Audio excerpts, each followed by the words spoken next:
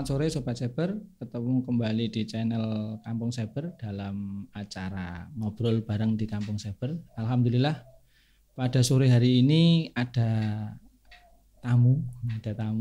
Kebetulan beliau seorang penulis dari Blitar yang produktif sekali. Beberapa waktu yang lalu juga tersampaikan di berita bahwasanya beliau ini di masa pandemi bukannya kendor tapi malah kenceng. Jadi produktivitasnya luar biasa, menerbitkan buku di masa pandemi yang banyak sekali. Nanti kita coba ngobrol dengan beliau.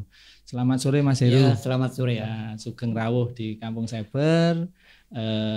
Matur suwun sudah kerso meluangkan waktu untuk sore-sore dari jauh timur menuju ke ujung barat. Ya belum ujung, nanti tengah-tengah kota. Sedikit coba saya akan menyampaikan bahwa siapa beliau sebenarnya. Nanti kalau salah dibetulkan Mas. Oh iya, siap. Beliau nama kerennya atau nama pena ya, nama keren. Nah, kalau penulis kan nama pena. Nama pena Heru Patria, terlahir di Blitar 13 September 1969 ya, dengan nama Heru Waluyo. Nah, dengan nama Heru Waluyo, tapi Heru Patria lah itu nama penanya begitu. Alumni dari S1 PGSD Universitas Terbuka UPBJ Malang. Ya. Dan rumah beliau di Bogangin RT 106 dari Kelurahan Bajang, Kecamatan Talun, Kabupaten Blitar. Jadi masih Blitar sendiri ya. Terlahir di Blitar, memberikan kontribusi tulisan di Blitar dan lain sebagainya. Nah, mungkin benar itu Mas Heru atau mungkin ada tambahan yang lain? Ya. Memang itu biodata saya betul seperti itu. Saya memang asli dari Blitar. Dan apa yang saya lakukan memang juga untuk Blitar. Utamanya tujuan utama kan ya memperkenalkan Blitar untuk lebih luas ke Indonesia. Amin, dari Blitar untuk Indonesia itu. Bicara keseharian ini Mas Heru. Keseharian Mas Heru itu sebenarnya fokus penulis saja atau mungkin berkarya di bidang lain, Mas? Terima kasih. Sebetulnya tidak, saya guru SD. Guru SD. Ya, jadi kerjaan saya mengajar di bawahnya Sirah Kencong sana. Bawahnya Sirah Kencong. Ya. Oh, nggih. Jadi di SD Ngatur Go 3, itu daerah bawahnya Sirah Kencong dekat Greenfield. Nggih. Itu kesehariannya saya itu. Menulis kan hanya sebagai sampingan, artinya hobi yang terlanjur tertekuni sampai tua. Hobi yang menghasilkan kan. Hobi yang menghasilkan. Oke, jadi seorang guru hobinya menulis. Ya, mudah-mudahan ini kan juga membantu literasi Mas ya, membantu literasi ke masyarakat begitu. Terus tertarik menulis sejak kapan Mas Heru? Saya menulis itu sebenarnya sejak SD. Jadi ketika SD kelas 4 tuh saya sudah bikin puisi di buku coretan-coretan seperti itu. Itu hanya saja karena waktu itu namanya mesin ketik yang punya baru kantor desa saja, sehingga hanya ditulis tangan. Akhirnya tidak terdominasi begitu hilang. Nah, berarti kan termasuk tipikal laki-laki yang puitis dan romantis kan begitu. Biasanya kalau seneng puisi, seneng tulisan itu kan laki-laki yang puitis dan romantis kan. Sebenarnya malah tidak. Dalam realnya malah tidak romantis sama sekali. Terus sudah begitu lama ditekuni sejak sekolah dasar Mas. Iya, sejak SD saya. Kira-kira tulisan pertama yang mungkin apa ya? Meresap yang atau mungkin itu tulisan tentang apa atau mungkin bagaimana? Pertama kali saya mulai berani menerbitkan karya itu ketika SMP kelas 3. Kelas 3. Nah, waktu itu SMP kelas 3 saya kirimkan sebuah cerpen anak ke mimbar pendidikan agama yang waktu itu kantornya di Surabaya. Nah itu pertama kali dengan judul Ku Gadaikan Sholatku waktu itu. Bukan cintaku ya? Bukan cintaku, tapi Ku Gadaikan Sholatku. Ya karena waktu itu yang saya bahas tentang anak yang lupa sholat karena keasikan bermain intercom. Waktu itu belum ada HP, zamannya intercom. Nah itu yang saya kupas yang di situ. Jadi ada memang selalu identik dengan perkembangan gitu. Kalau mungkin sekarang terlalu asik dengan Android kan gitu. Mungkin kalaupun itu dibaca zaman sekarang juga masih relevan, hanya saja ya zamannya yang berbeda kan mungkin begitu. Terus sampai saat ini kira-kira sudah berapa banyak tulisan, terus kalau judulnya apa saja mungkin masih terlalu panjang. Terlalu panjang. Kira-kira sudah ada berapa tulisan dan yang diterbitkan, Mas? Alhamdulillah begini, sampai hari ini saya sudah menerbitkan 42 judul. 42 judul. Itu terdiri dari 27 novel. 27. Kemudian 13-nya kumpulan cerpen. 13 kumpulan. Kemudian cerpen. ada juga puisi sisanya. Buku puisi sisanya. Dan itu yang menerbitkan dari penerbit macam-macam atau berbeda-beda, karena terutama untuk yang masuk ke mayor, artinya penerbit yang menjual buku di toko, itu tentu aja berbeda-beda. Termasuk yang indie pun saya juga berbeda-beda, meskipun saya tercatat sebagai editor di IA Publisher, tapi juga menerbitkan di penerbit-penerbit indie yang lainnya. Berarti udah lumayan banyak nih. 27 novel. Ya. Terus 13 kumpulan cerpen, yang lain puisi.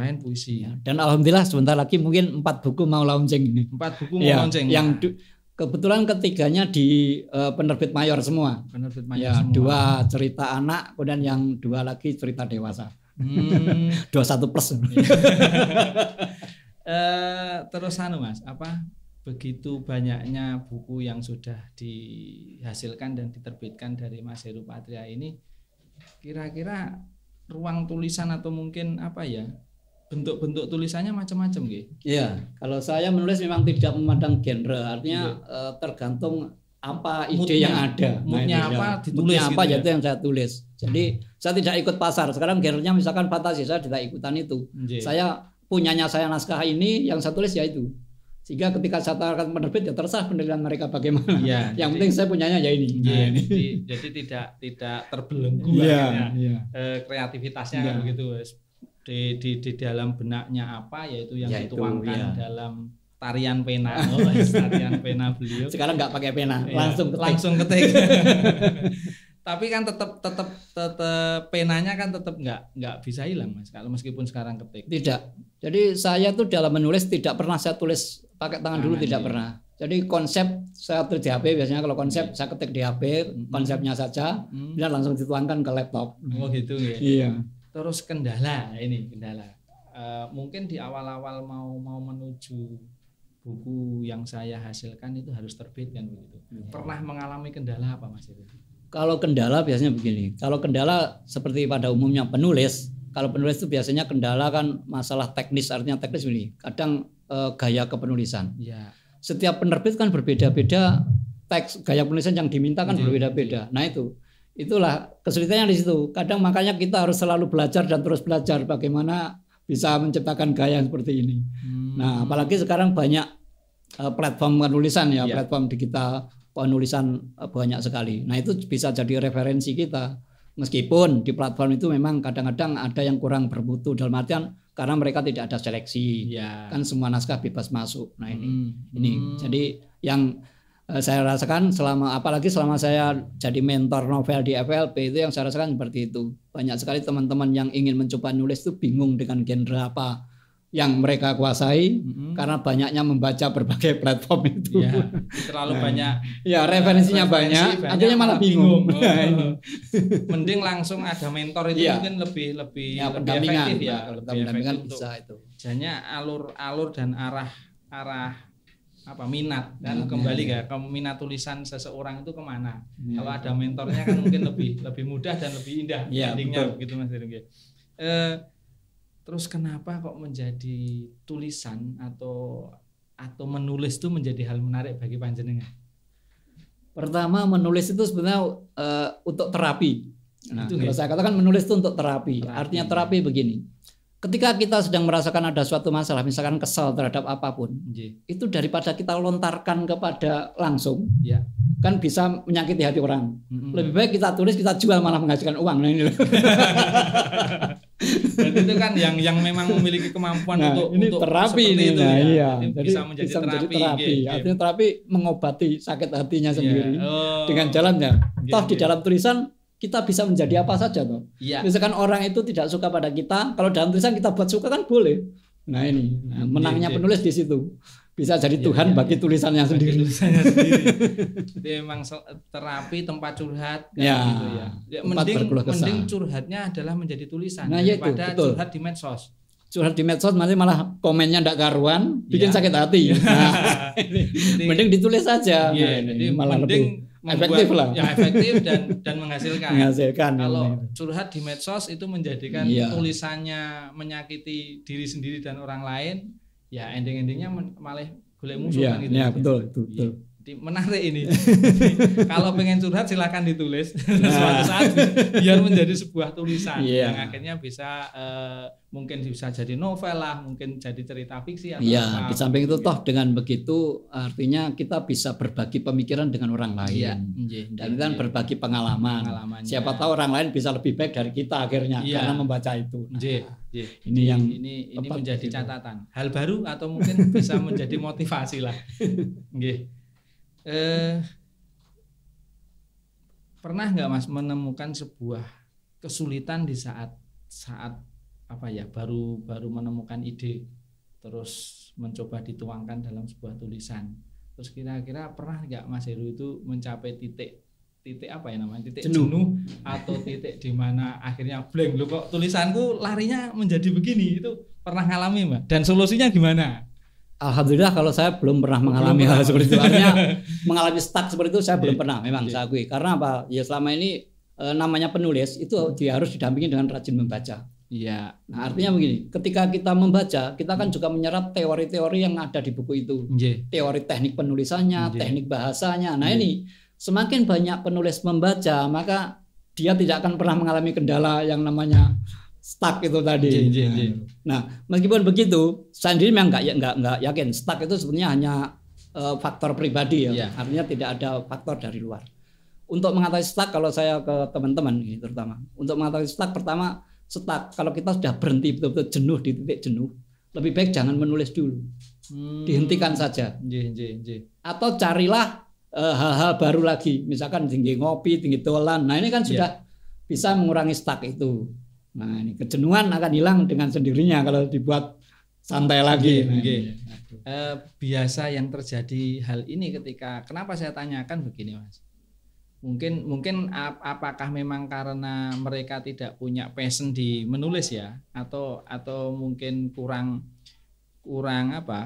sebuah motivasi. Yang terjadi kan begini, yang sering terjadi dan didengar itu begini, anak-anak kuliahan kan gitu ya, anak-anak kuliahan yang namanya buat skripsi itu kan pasti menulis. Nah, kendala mereka ketika sudah menulis, mendapatkan berapa bab, akhirnya mentok kan gitu, mentok, stagnan, terus mencari hiburan agar dia refresh lagi dan lain sebagainya, tapi kenyataannya malah sering bablas Mas. Sering bablas karena terlalu enjoy kan gitu ya. Enjoy masih pewenak, lupa bahwa dia masih punya tanggung jawab untuk menyelesaikan tulisannya gitu. Nah, apakah tidak menutup kemungkinan ketika seorang penulis itu menjadi seperti itu gitu? Kalau untuk ini beda, artinya beda segi ya. Kalau dalam ilmu kuliah ya, memang untuk buat skripsi atau macam itu memang perlu fokus yang lebih tinggi daripada sebuah menulis novel. Karena menulis novel atau mencerita apapun itu biasanya kan hanya berdasarkan khayalan. Artinya orang cuma berkhayal bisa menjadi sebuah buku. Nah, dengan demikian artinya ketika seorang penulis menghadapi seperti itu, kalau penulis jalan atau mau kemana itu sebenarnya tidak akan menghadapi stuck. Orang menghadapi stuck itu ketika mereka tidak menguasai materinya sebetulnya. Yang jelas intinya di situ tidak menguasai materi terus dipaksakan. Teori lama menulis kan harus berdasarkan kerangka, urut ini. Nah, ini sebetulnya salah. Begitu ya? Iya. Kalau dalam dunia cerita fiksi itu enggak perlu seperti itu. Apalagi sekarang zaman komputer kan. Kalau salah menggantinya mudah daripada dulu ngotek ini salah sewek kayaknya. Nah, ini kan lebih sulit. Nah, sekarang zaman komputer lebih mudah. Nah, karena itu menulis itu sebaiknya mengalir saja. Artinya begini, kalau memang ingin sing duwe ide bagian terakhir dulu, ya tulis saja terakhir dulu. Kalau ingin bagian tengah dulu, ya tulis saja tengah dulu. Mana yang muncul idenya, bagian manapun tulis saja dulu. Baru nanti dirangkai. Nanti disusun. Nah, ini kemudian tekniknya seperti itu. Kalau memang mengikuti kerangka seret, pas sampai di bab ini macet, mau diteruskan ya sulit. Makanya stop dulu aja, pikir aja, misalkan pengennya idenya muncul yang bab terakhir, ya tulis yang bab terakhir dulu. Iya. Nah, ini prosesnya iya. Prosesnya memang ada seperti itu dan lain sebagainya. Semakin asik obrolan kita Mas Heru. Kita sambil ngopi karena acaranya ngobrol kan gitu ya. Monggo Mas Heru. Iya.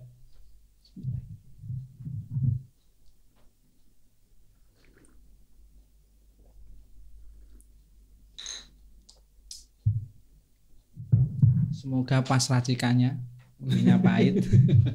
Ya, tapi tidak sepahit kehidupan yang jelas kan itu. Terbiasa saya minum kopi pahit. Biar betah melek. Oke, kita lanjut Mas Heru. Terus kalau tadi ada beberapa kendala di rekan-rekan penulis, ada beberapa solusi seperti itu. Nah, sekarang ketika sebuah tulisan sudah selesai kan gitu. Ending-endingnya kan pasti yuk diterbitkan. Diterbitkan begitulah. Ada juga mungkin di sebagian rekan-rekan yang sudah menghasilkan sebuah karya, itu kemungkinan ada poin kesulitan untuk mencari penerbit lah, atau untuk bagaimana harus mencari modal untuk menerbitkan dan lain sebagainya. Nah, ini mungkin ada sedikit gambaran, atau malah kalau bisa banyak gambaran biar nanti teman-teman penulis di Blitar termotivasi untuk bisa segera diterbitkan hasil karyanya. Monggo Mas Heru, ini bagaimana? Jadi begini, kalau untuk menerbitkan sebuah karya, sepertinya di zaman sekarang ini justru lebih mudah dari zaman-zaman waktu saya awal dulu. Karena sekarang yang namanya penerbit indie itu kan banyak banget. Kalau mau googling sudah ada ratusan penerbit indie. Hanya di Blitar mungkin belum ada memang. Hampir semua kabupaten itu punya. Nah penerbit indie pun ada bermacam-macam paket terbitnya. Ada yang paket gratis, ada paket seleksi, ada paket berbayar, macam-macam. Tinggal pilih yang bagaimana. Makanya ketika memilih penerbit indie, yang kita pikir ada budget kita berapa. Nah, misalkan mampu kita 400, ya kita pilih paket yang 400. Nah, dan kebetulan saya sendiri berkecimpung di situ di dalam penerbitan juga. Artinya begini, khusus untuk penulis Blitar saya memang beri wadah, saya beri kelonggaran. Artinya begini, biaya penerbitan saya gratiskan untuk penulis Blitar, khusus Blitar saja ya. Itu saya gratiskan, memang karena saya editornya, sehingga naskah masuk dari saya. Hanya nantinya mereka hanya membayar biaya cetak. Dan cetak pun kan minimal hanya 25 eksemplar minimal cetaknya. Nah, padahal harga cetak itu kan tergantung ketebalan bukunya. Makanya kalau mereka belum persiapan uang kan mudah. Ketika masa PO kan dibuka 2 minggu. Nah, mereka kan bisa menjual PO-nya ini dulu. Dari uang yang masuk selama masa PO kan sudah dapat untuk membayar biaya cetaknya. Nah, ini supaya ringan kan seperti itu. Itu trik juga. Nah itu loh. Terkadang memang terkadang yang belum pernah mengalami hal seperti itu memang bingung. Artinya bingung, gue masuk rono bayar sak ini, gue masuk rono. Bahkan ada penerbit yang mengatakan ISBN aja bayar, padahal kan enggak ya. Yang namanya ISBN itu gratis selama punya CV, artinya mengajukan dengan atas nama CV kan sudah gratis. Yang penting memberi bukti terbit 2 eksemplar cuma begitu. Nah, untuk itu teman-teman Blitar kalau ingin menerbitkan enggak usah ragu-ragu ataupun bicara soal kantong dulu ya. Jadi yang penting niatnya saja dulu. Selama kita punya banyak koneksi, insya Allah lah. Kalau hanya 25 eksemplar bisa terjual kan. Gitu, siap. Berarti kan pada prinsipnya bukan seberapa sulit menerbitkan, tapi poinnya di sini seberapa bisa kita berkomunikasi. Nah, betul. Seberapa bisa kita bisa saling silaturahmi kan gitu. Berarti pentingnya silaturahmi kan di sini. Iya, memang begitu, betul. Dan ini saya sangat luar biasa, yang awalnya lihat Mas Heru itu gini ya kan itu. Begitu mengenal dan bisa sharing seperti ini, menemukan lagi bahwa poinnya ternyata untuk bisa menerbitkan buku itu tidak terlalu sulit, gampang, asalkan karyanya ada. Bagaimana akhirnya untuk bisa memunculkan karya ini, untuk menerbitkan monggo nanti berbondong-bondong kita sowan Mas Heru untuk bisa sharing lagi kan gitu. Ini bagaimana dan lain sebagainya. Sementara untuk ISBN sendiri Mas, ISBN sendiri itu nanti menjadi tanggung jawab kita selaku penulis atau memang sudah dibantu sama ini penerbit ini Mas? Pengajuan ISBN itu dari penerbit. Dari penerbit ya? Dari penerbit. Bukan personalnya. Tidak, kalau personal mengajukan tidak bisa. Jadi pengajuan tetap atas nama CV penerbit, karena memang yang dilayani khusus seperti itu. Siap. Kalau perorangan mengajukan mereka tidak mau. Nah, harus lewat penerbitnya. Dan itu sangat mudah ya sekarang untuk ISBN. Sangat mudah. ISBN pengajuannya online. Kan mudahnya begitu. Hanya saja sekarang dibatasi. Dulu enggak. Sekarang itu pengajuan SBN satu hari hanya menampung 500 judul. Satu hari 500 judul itu satu hari. Nah, karena itu ketika kita mengajukan ISBN mesti antri. Nah, dalam antri ya. Antri pun sekarang maksimal biasanya 2 minggu sudah keluar. Jadi dari sisi teknis-teknis seperti itu sebenarnya tidak ada kendala yang tidak ada kendala berarti Mas ya. Kendalanya sekarang tinggal semangatnya bagaimana? Iya, terkadang kendalanya takut tidak laku lah. Repot kalau sudah begitu. Belum dijalani sudah takut kan repot ini. Jadi laku dan tidaknya kan kembalinya kepada niat pribadi tadi, sendiri pribadinya itu, dan lain sebagainya. Jadi kalau tadi kita sudah menyampaikan tentang bagaimana menerbitkan buku, penerbit bagaimana dan lain sebagainya.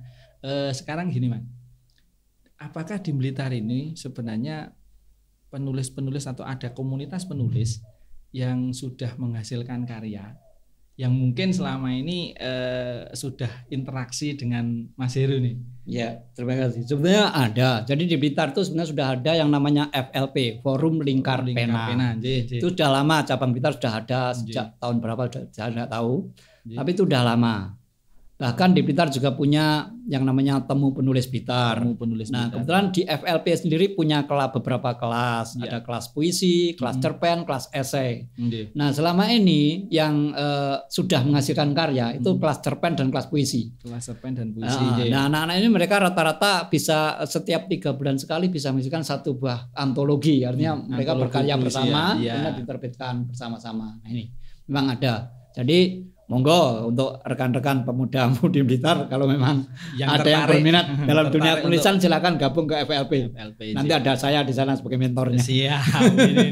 Ini menarik karena nanti kita tidak sekedar menulis tapi kalau ada mentornya kan akan didampingi Mas ya. Membuat tulisan yang menarik bagaimana dari sisi-sisi tentang penulisan kah yang jelas nanti akan terus didampingi. Lah, ketika sudah ada komunitas, sudah ada mentor kan begitu.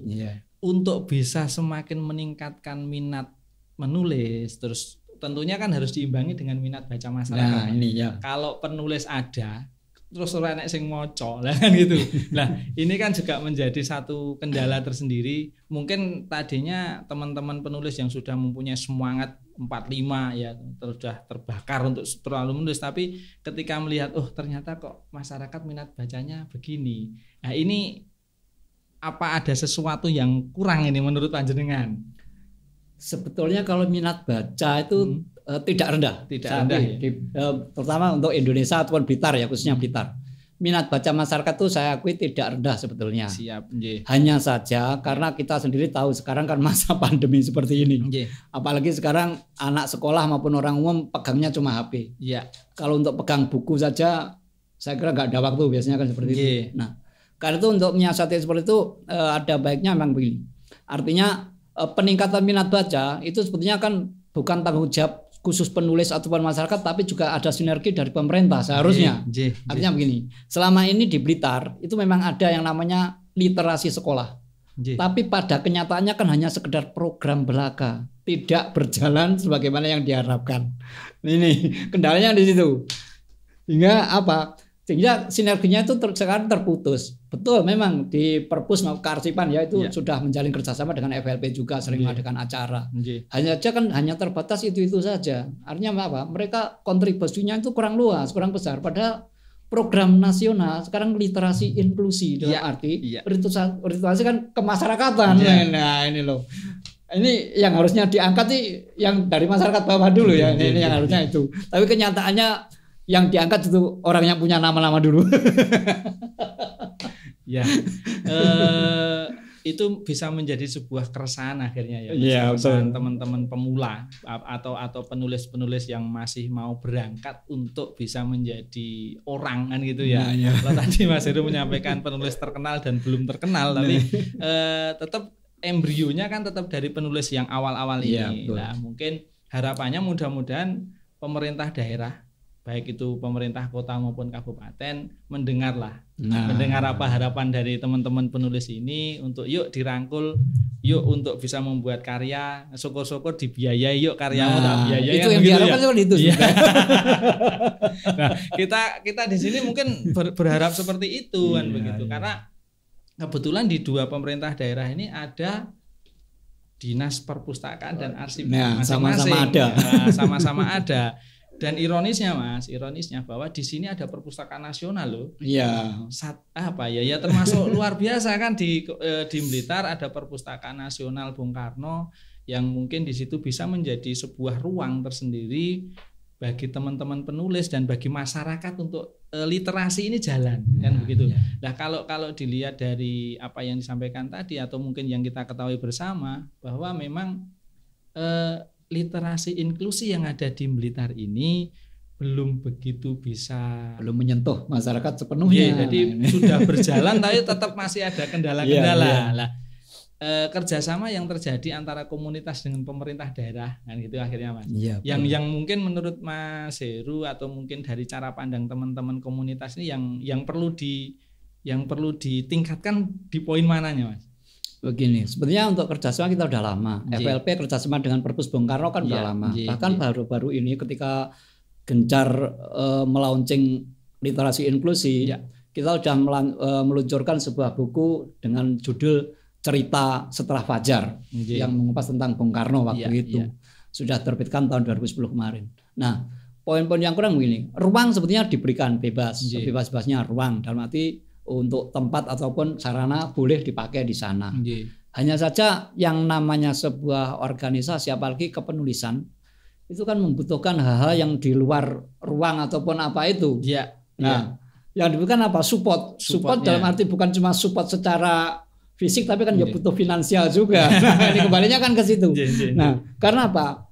Bagaimanapun produktifnya seseorang apabila mereka tidak ada pendapatan, tentu suatu saat akan berhenti juga. Dalam arti seperti motor lah, kita naik motor tidak dikasih bensin mana bisa jalan. Nah, yang harus kita sadari sebenarnya itu. Toh sekarang anggaran pendidikan sudah 20%. Seharusnya sebagian bisa masuk ke situ ini. Ya, mudah-mudahan lah nanti harapan ini bisa menjadi sebuah kenyataan. Tapi ya mungkin perlahan-perlahan. Kan mumpung begini. Barusan dilantik kemarin pimpinan daerah dan mudah-mudahan juga lebih concern juga ke komunitas-komunitas terutama di sisi penulisan. Karena kalau menurut saya pribadi sih penulisan itu menjadi sesuatu ketika memang banyak produktivitas dari teman-teman penulis yang syukur-syukur kan kalau sudah banyak tulisan tentang fiksi suatu saat mereka akan berpikir kenapa sih nggak menulis tentang Blitar. Yang Blitar luar biasa. Betul. Dan ini belum terangkat Mas. Sebenarnya sudah saya mulai waktu itu. Termasuk yang kemarin yang itu kan tentang Blitar yang Cerita Setelah Fajar. Kemudian yang akan nih project yang baru ini juga mengangkat tentang Blitar yaitu tentang kuliner. Dari kuliner Blitar dan saya angkat untuk dimasukkan dalam sebuah antologi cerpen. Tapi temanya kuliner Blitar semua. Jadi kan ini masih berjalan. Menjadi menarik kan gitu, menjadi menarik. Ataukah memang ini nanti terus pemerintah juga bisa membuka ruang katakanlah yuk penulis yang punya potensi silahkan mengajukan proposal untuk tulisannya biar ada sedikit tambahan kan gitu mungkin menjadi hal menarik kan. Atau mungkin dicoba dengan adanya lomba tulisan atau gimana di Blitar sendiri pemerintah kota maupun kabupaten apa sudah pernah melaksanakan? Untuk lomba sudah lama vakum. Terutama lomba menulis ini memang sudah lama banget vakum. Lomba menulis ataupun membaca itu yang banyak dulu waktu tahun-tahun berapa pokoknya sebelum tahun 2000 yang banyak. Setelah tahun 2000 itu vakum sama sekali. Nah, ini sebetulnya patut disayangkan. Artinya begini. Sekarang perpustakaan desa kan semua ada. Nah, kenapa itu tidak dimanfaatkan? Artinya begini, kalau ingin dalam artian sedikit membantu komunitas penulis, artinya penulis ini, nah, misalkan dari perpus kota maupun kabupaten misalkan menerbitkan karya dari teman-teman kan bisa. Nah, diterbitkan kemudian diedarkan ke perpus desa-desa. Nah, sehingga sedangkan mereka kan ya bisa membeli dari itu. Nah, income-nya kan bisa masuk ke penulis. Nah, membantu ini. Nah, ini loh. Sebenarnya jalannya sederhana. Kan sederhana sekali. Sederhana. Alurnya juga sederhana. Hanya saja ketika berbenturan dengan birokrasi jadi Blitar tadi loh. Mudah-mudahan lah birokrasi atau mungkin sesuatu yang masih menjadi satu jalan yang kalau tertutupnya enggak sebetulnya enggak. Jalannya sudah terbuka. Mudah-mudahan jalannya masih makin lebar untuk terbuka kan begitu Mas Heru. ketika ini komunitas ada sudah, terus pelaku-pelaku penulisan juga sudah, peran pemerintah yang mungkin selama ini perlu ada peningkatan dan sebagainya. Nah, akhirnya begini. Kira-kira apa sih harapan Mas Heru sendiri terkait dengan dunia kepenulisan di Blitar lah? Ya, sebenarnya harapan saya tidak terlalu muluk sebetulnya. Saya ingin Blitar tuh menjadi seperti kampung-kampung di Jogja. Artinya begini, di Jogja itu setiap kampung itu ada komunitas literasi. Sehingga apa? Ketika ada suatu penerbit besar yang membutuhkan naskah, dan mereka bisa berbondong-bondong gotong royong mengumpulkan naskah. Nah ini asiknya di situ. Sehingga apa? Sehingga nama daerah mereka juga bisa terangkat. Otomatis ini kan juga menguntungkan pemerintah daerah setempat. Nah, kalau Blitar bisa seperti itu, maka insya Allah Blitar gak akan kalah dengan Jogja. Amin. Karena potensinya banyak. Nah, potensinya lebih banyak. Satu hal dari ini buku terbitan terbaru. Iya, ini yang terbitan 2020 semuanya. 2020. Rata-rata ini sekarang tanyanya, ayo piye kantong ya kan gitu. Rata-rata harga dari buku Mas Heru ini dari 100.000 ke atas atau rata-rata ke bawah?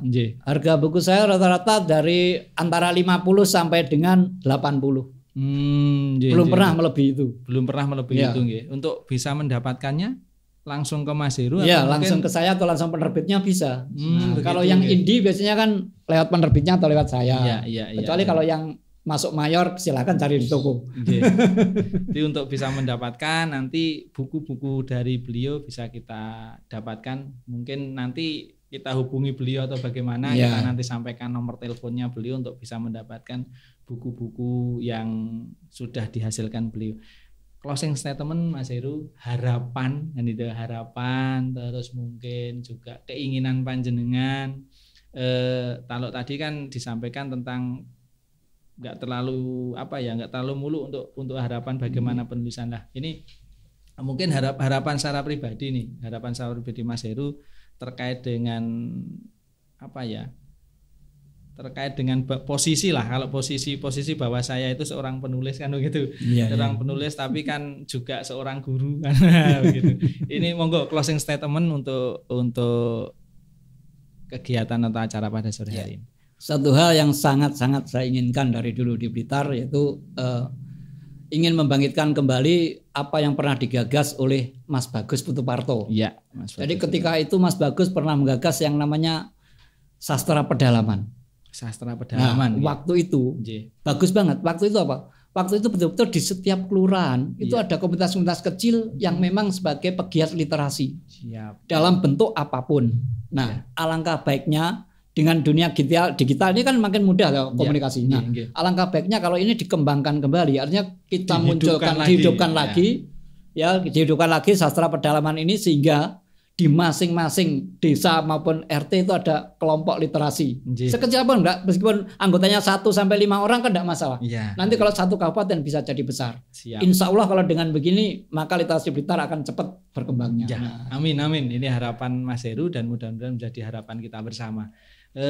Demikian tadi Sobat Seber obrolan atau ngobrol barengnya dengan Mas Heru Patria. Mudah-mudahan bisa memberi manfaat bagi kita semua. Kita ketemu di lain kesempatan dengan tema yang berbeda. Salam literasi, salam kreatif.